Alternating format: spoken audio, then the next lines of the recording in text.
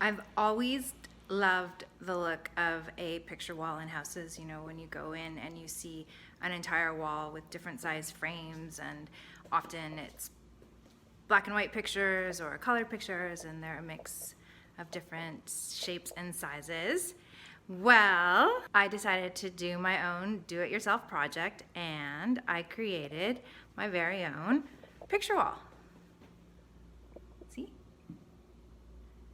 And it's got a mix of personal pictures and stock images.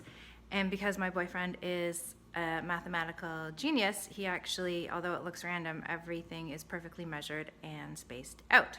We bought all these great box kits from IKEA and then went and had the pictures printed out, and voila. However, this picture wall of mine now has me a little troubled because I'm going to be selling my condo probably in the next 6 to 8 months.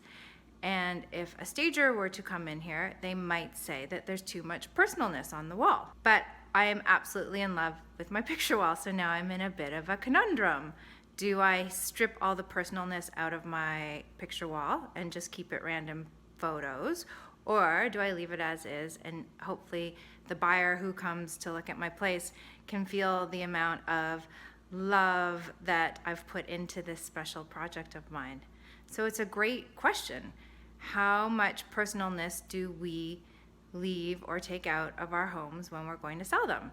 Surely if a buyer really loves the space, they're going to buy it no matter what.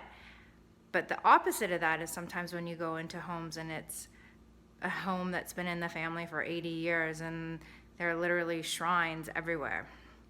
So I guess like everything, it's a fine balance. So a little bit of personal and a little bit of not personal makes for the right blend. So I'm leaving my picture wall up.